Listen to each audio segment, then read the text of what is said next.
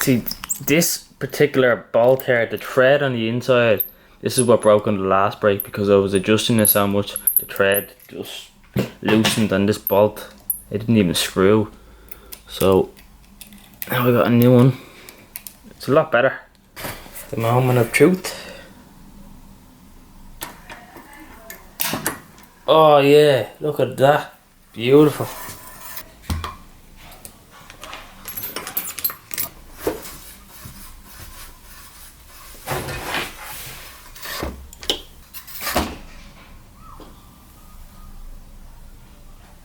Jeez, I'm glad that there with me here because you need your brakes on your wheels.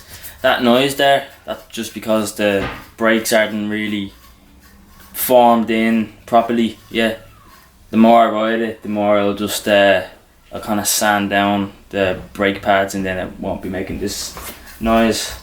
It's kind of like when you get new pairs of shoes, your foot doesn't fit, but after you wear it for a while, the shoe kind of forms around the foot. This isn't a video about how to adjust your brakes, but as I'm on the topic, I might as well just let you know that this little twisty thing here at the end of your brakes, you use this to just adjust your brakes. Sometimes when the pads get a bit sanded down, you can just twist this up and just put a bit more tension. I said to myself, I might as well just change the back brakes as well because I have them there. And there's two types of brake pads. There's these ones and then there's these ones which are like kind of magnets, and these ones are the ones in here.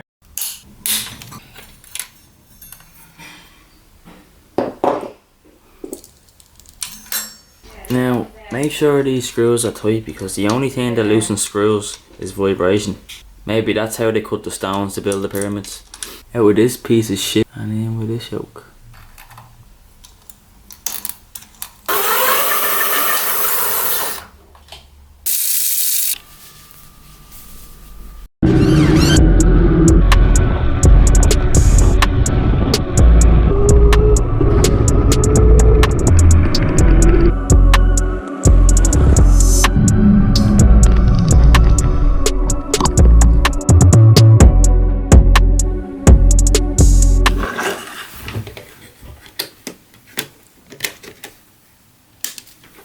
So I got a sewing machine about 3 or 4 months ago. I've only really gotten used to it and started to learn new things about a week ago. Just about 20 minutes ago I had to refill the dog food box with dog food and then it was empty then after I used it, and I was thinking, oh, I could actually use this because it's made of this like kind of material. I don't know what it's called, but it's thin, it's durable, and I've recently learned how to sew, so I'm gonna attempt to make a crossbody bag with this material. I found this like little cutout bag thing, and I'm just gonna trace that onto that.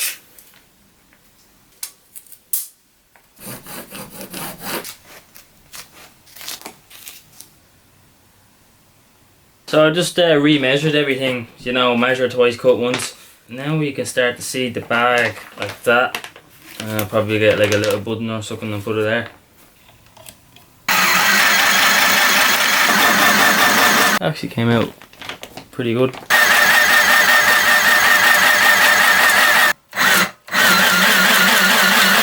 Starting to form. Get really, you can open all stuff in it, like holds and all. You know? I think I'm done really, to be honest. This is actually alright. I'm just gonna cut the edges off here. There we go, that looks better. There we go.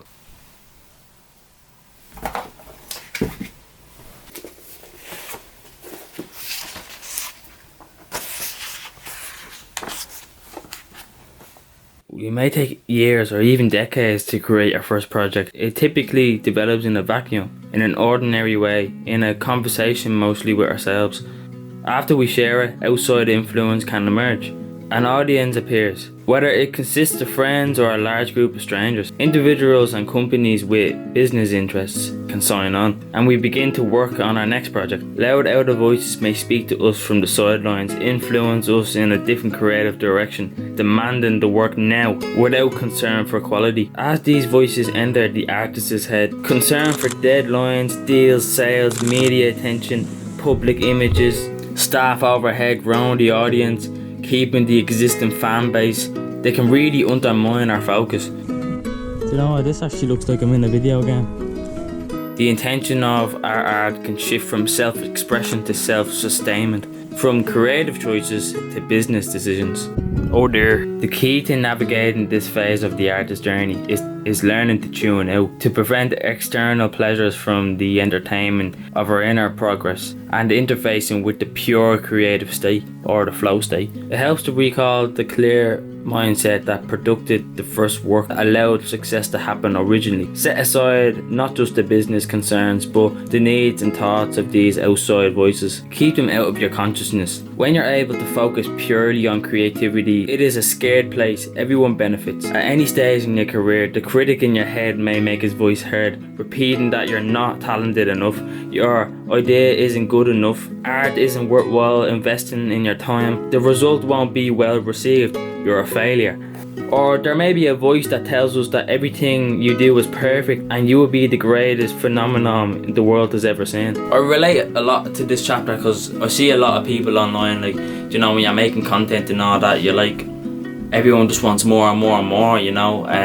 But then that defines what the artist wants to film or write a book about, or, you know, expressing itself. So it's important to not get sucked in, like it literally said, don't get sucked in like a vacuum to these standards pretty much. You know, if you get 10,000 views on a YouTube video or something, you kind of get that hit, you're like, oh, I need to get that, that's my new standard, I need to get that again and again and again and again. You're turning your creativity into numbers, which, you know, that's not creative at all. It should really just, you know, you get an idea, you get it from your heart, and then you try to express it into the world, and that should be it. And when the video's over, or when the last page of the book is written, you just close over the cover, and that's it. Like, there's no going back to that, you know. And yeah, that's the end of one project and the start of another one.